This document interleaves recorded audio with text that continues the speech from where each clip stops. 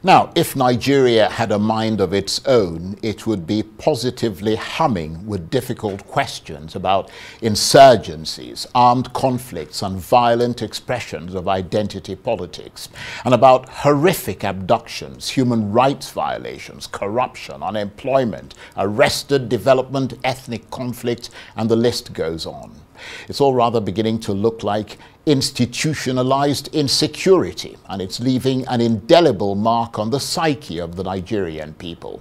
So many questions about why and how Nigeria has become so unstable. Some have suggested that the violence has its roots in poverty and a sense of hopelessness. Others suggest that it has roots in Nigeria's constitution, and they cite several problematic aspects of the 1999 constitution to buttress that point, including the centralization of the police at the federal level with limited subnational oversight.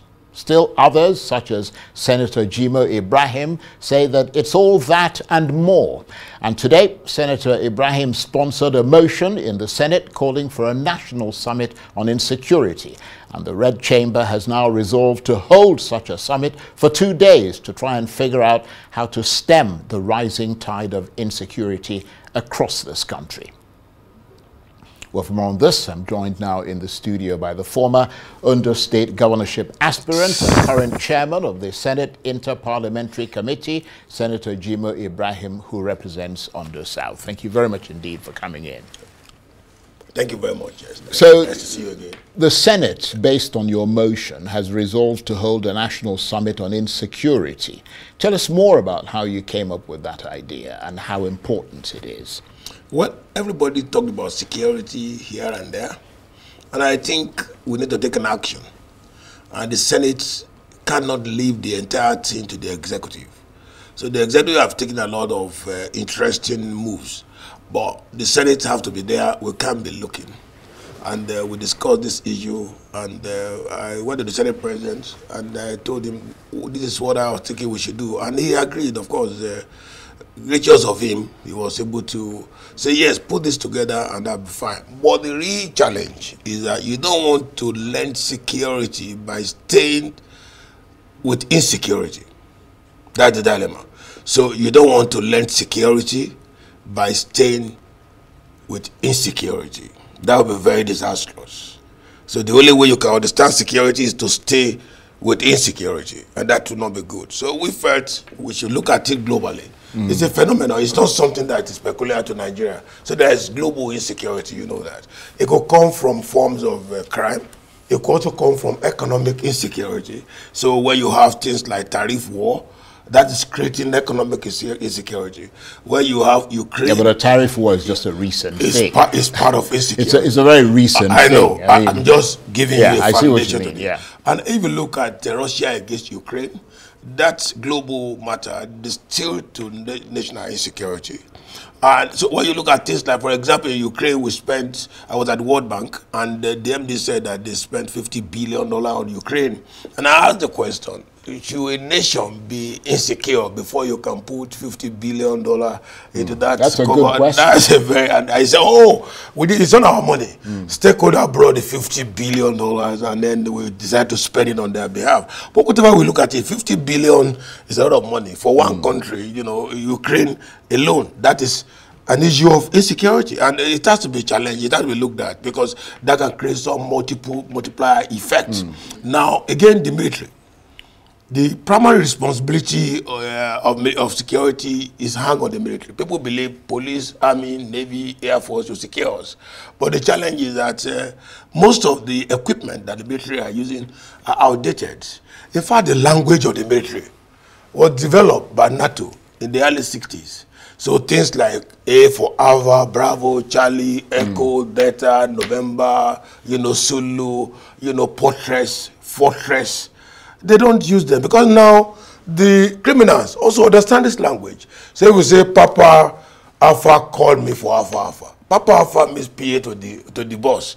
Alpha Alpha is the boss. Yeah, but that seems like a... So those type of languages, also the criminals know about all this language. Yeah. So we need this national security to be distilled into the, you know, to understand the alternative rights. In other words, the best way to deal with it in the 21st century. Because I do recall that in December last year, 2024, you said that President Tinubu had perfected plans to tackle insecurity with the use of artificial intelligence. You said the new year, 2025, which is the one we're currently in, would be tough for criminals because you said the president was developing apps to track down bandits, kidnappers and terrorists, and that life for them would be most uncomfortable. It's now nearly 6 months since you made that statement. Where is the new revolutionary AI and how is it tackling insecurity? AI is not what you develop in 1 second or 1 minute. Yeah, but you said that it was ready to go. I told you that the president made an incredible budgetary allocation for the army and the security apparatus, and that will help security movements. To the extent that the president was even going to increase the volume of crude oil production a day from 1.2 billion to about 2.2 billion because he believes he has invested in security, and then there will be more production there to help the economy and increase revenue. Now, you probably will be thinking that the president has done enough or the actions are not materialized. I'm thinking. You are thinking. Is that what you're saying? But if you are thinking so. Well, but if you understand, just a minute, with due respect, if you understand how security moves, how insecurity generates, you will appreciate the fact that the president has taken a lot of effort. How many areas are considered as dangerous zone? Yes, I appreciate the fact that we have insurgency, killing here and there, just you have in any other country. You know, tell me one country where there's insurgency. Well, Senator, what I'm trying to understand, what I'm telling you, just a minute. You made a particular. I told you. You over-exaggerated my statement. Oh yeah, exactly. What I told you was that you asked me about the budget. That was the question you asked me, and I told you that the president made fantastic effort in time of giving adequate allocation on security, and that is the truth. Right. And the budget have not come into full maturity. So basically, so you cannot expect that in one day. Just a minute. You don't expect in one day. You know, you're going to develop the app and then the app will start running, and you don't have to train people about it. You don't have to do many deployments. You don't have to look. If Tinubu is not there, where do you think we would have been? No, but what I'm asking what was the position of security? Just a minute. Let's be fair, and I don't want to be biased. You asked me a question. I want to tell you this. Where was the security position in the last regime? Look, what I'm curious... When the police headquarters was being put on fire and the IG was being pursued, what was the security situation? Go and say that... So me and you discuss this... Excuse me, go ahead, Senator. Go and say that to the military personnel who've been killed in Borno State. Go and say that to the families of the people who've been slaughtered in Benue State and Plateau State, okay? That is not the kind of thing that you say to people as they're facing bandits and criminals and insurgents who are killing them on an almost daily basis. What they want are solutions. You said that in 2024, the president had perfected plans to use artificial intelligence to tackle insecurity, and that by 2025, these criminals, as you put it, were going to see something really hot. We're now almost 6 months into 2025. We are not almost 6 months. Today is May 2nd. Yeah, that's what I'm saying. May 6th or so. What I'm saying to you is that we have not seen it. And in fact, far from seeing anything, it is precisely the urgency of the security situation, and we commend you for what you did today. It is because of that urgency of the security situation that you moved a motion that called for the Senate to intercede, to step in and hold a conference, a national summit, to discuss the issue of insecurity and figure out a way to get on top of the problem. Isn't that a fact? Okay. Are you done? Because I don't want to interrupt. Well, I appreciate you're not interrupting me. Go ahead. The key point is this. We are now on the 5th month, first week of the 5th month. You didn't put the studio together in 1 week or in 1 month. I know how many years Udoka have been working to put this place. Yeah, but before... So, just a minute, I didn't interrupt. Okay, go on. Sorry, go on. Now, the issue is that you cannot say, President passed a budget in January, and then end of April, you expect that everybody should be secured. It doesn't work. It does 2020. We are still in 2025. Yeah. You know, we have not finished. We are not even halfway into 2025. And you will agree with me that if you have asked me this question December 2025, I will have a different answer. But we are just on the 5th month of 2025, first week, and you are already giving an assessment of the president about security policies. So, in other words, a student coming to study BSc security, and in year 1, you have said that he's a failed student. That is not right. So, that's not fair. What I'm telling you, what I told you, it's year 2. Year 2, year 1.5. It's not year 2. Year 2 is May. Well, it's 29. Not 1.5. You know, so whatever 1.9, 0.5. 29 is 3 weeks away. So it's almost 3 weeks. Yes, a lot. But let me say this clearly to the Nigerians. It is not that if the president or the Senate is not, you know, sharing whatever pains that arise from insecurity. And that is why the president even went to Castina and made far-reaching statements about what is going on there. And that is why security policy is bringing a lot of results. But let me tell you, before Asiwaju Bola Ahmed Tinubu came to office, you will assess the security situation. And you give him 1.9 months, 1 year, 9 months, or whatever it is, you know, or 2 years approximately, to resolve this problem in 350 million Nigerians, 36 states, 776 local governments. Now, we at the Senate, and under the leadership of the Senate President, we are trying to say, let's help. Let's help, because we have an oversight function. Well, just a minute. Yeah. Let's help to make sure that we discuss all these, let Nigerians gather and discuss all of this. Yeah. So that everybody will bring their own solution. Again, Asiwaju Bola Ahmed Tinubu is Chief Security Officer, but you are also Security Officer to yourself. Yeah. So we want to create that mentality that you also hold Nigeria responsibility, you know, of your own security. Right. Well, because you cannot be having... You made that point. Yeah, can I come in here? Just a minute. So I will round up that point. Right. You cannot have this studio and not have cameras, which the police can come tomorrow and extract information from. You do know in England, ordinary shops have TVC cameras where police go there and random to extract information. All these things have to be collected and centralized to be distilled, you know, to that kind of situation where you have security balance. Well, so it is not the fact that the president or the government is not doing anything. I completely disagree. Well, the point I wanted to make is that the president may have been president in the last 2 years, but your party, the APC, has been in power for the last 10 years. During that time, Mr. Tinubu was the national leader of your party.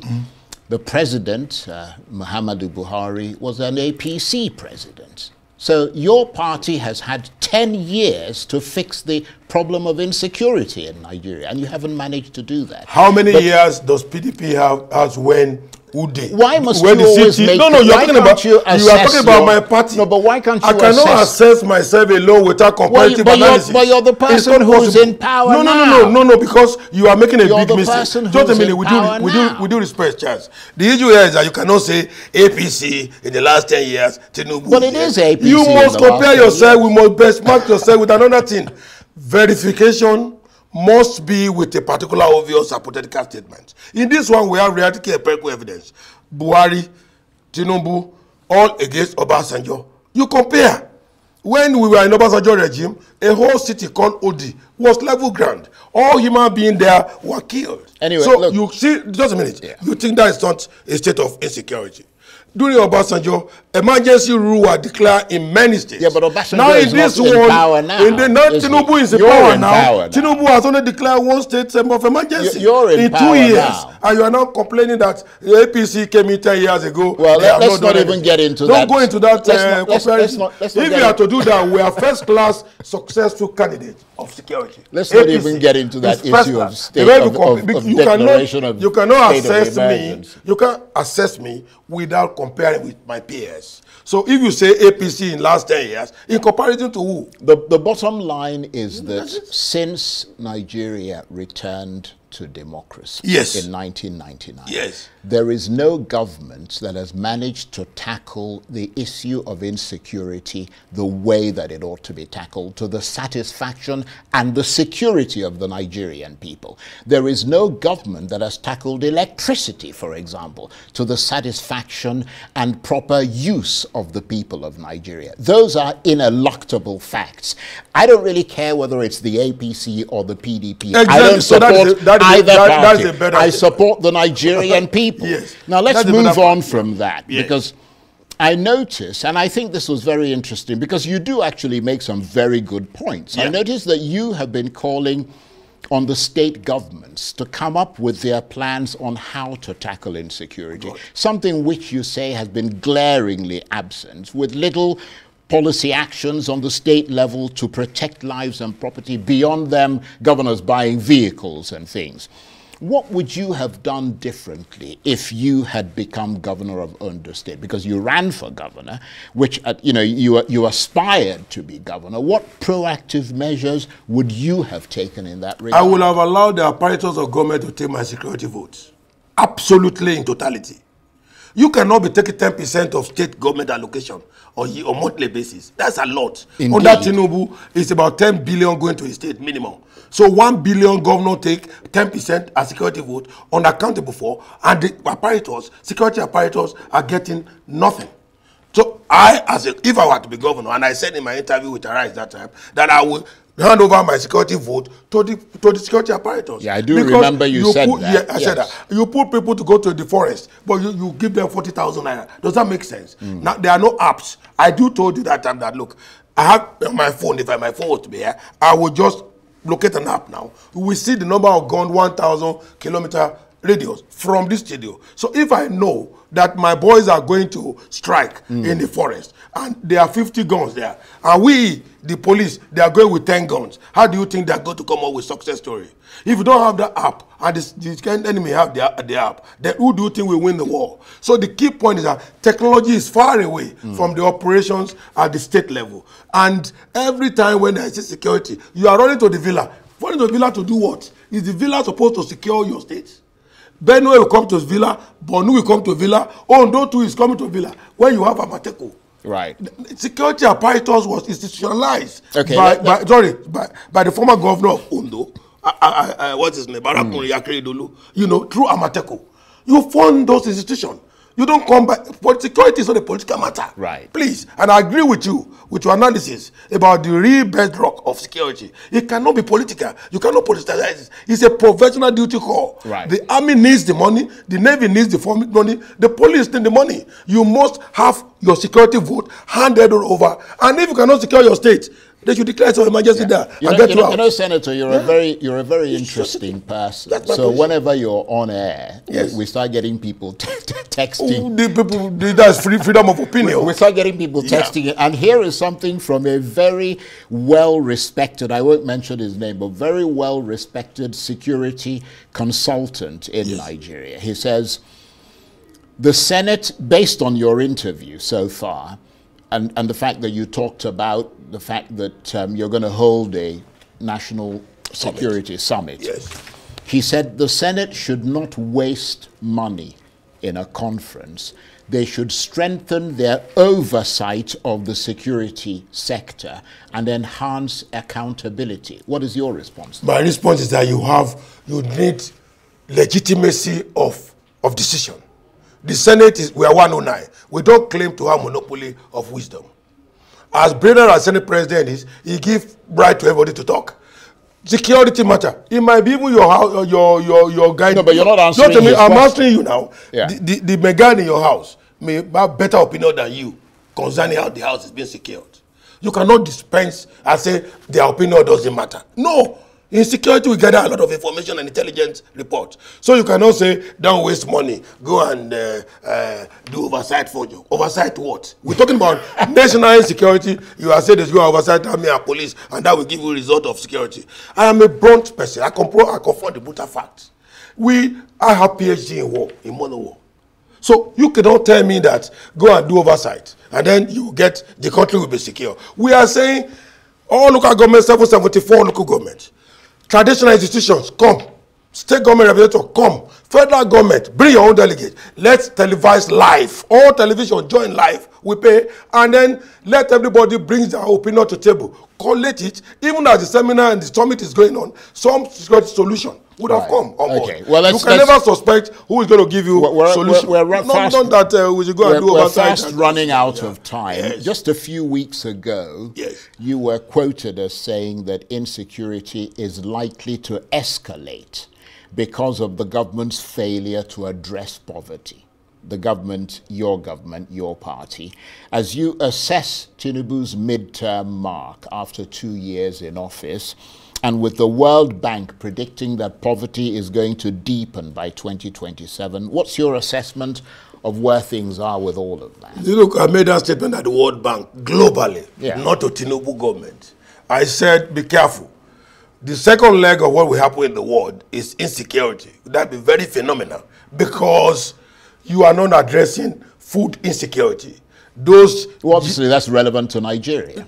I was talking globally. Yeah, but it applies to Nigeria. In Nigeria, no, in Nigeria's situation, our security situation hasn't gone as far as Ukraine or gone as far as what is happening even in America. Because you can see what they're breeding up in America. You know, war or insurgency is like hot water. When you put it on the fridge, you're on the stove, you can put your hand inside it, on the gas. But leave that your hand there for 20 minutes and see what happens. It will burn you. So, and by the time you bring the hot water down, you cannot be drinking it. You have to wait again to cool down before you can drink it. That's how insurgency looks like. So coming to your question about the Nigerian situation, assessment of situation so far, I think we are progressing nicely. You know, as far as I'm concerned, because... How do you mean progressing nicely? In all sectors. What are the indices? I will give you, before Tinubu came into office, 96% of revenue is spent to pay debts. Now it's 68%. Is that a failure or success? When Tinubu came to power, and I told him that time, publish the data. He said, oh, we are the same government. Publish the data as we are assuming office. When he came to government, cash ratio to GDP was 1%. In other words, the total value of the economy, you have the 1% of cash in CBN. And you are going to manage that economy. Now it's 2.5. Is that failure or success? So you say things are not okay, everything has gone down. You forget where you are coming from. You see, Buhari had already thrown us into financial dangerous lane. And we are going where the currency was being colored. You don't talk. You don't say anything when two currencies were used simultaneously. Of course we and said up till now, we are still using two currencies. You don't even know how many currencies you have. Because some people may be printing this currency somewhere. And at the World Bank, I did suggested that, the way you asked the question, I told them at the World Bank, I said, listen, your comment about Nigeria is unfair. I know you must have read that. Yes, it was reported by CNN. I did. That, look, your comment about Nigeria is unfair. Here are the data. Will you say, MD of IMF, that you are still standing by truth about your comment that reform does not benefit anybody? Does it benefit animals? So therefore, you owe the country an apology. You cannot move this conference forward without apologizing. And she look at it and say, look, what I'm saying is right.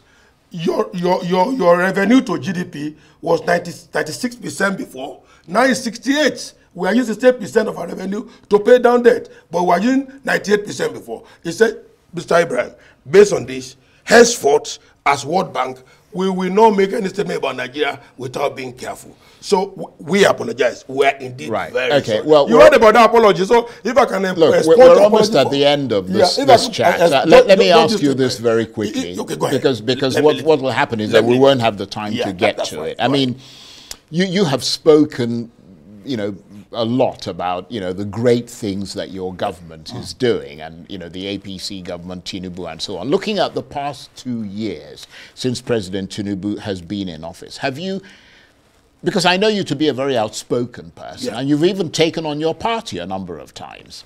Good, thank you. Have you detected anything that you would describe as a bad policy misjudgment on the part of the Tinubu administration that you would like to share with us? Or it's been absolutely shipshape and seaworthy, has it?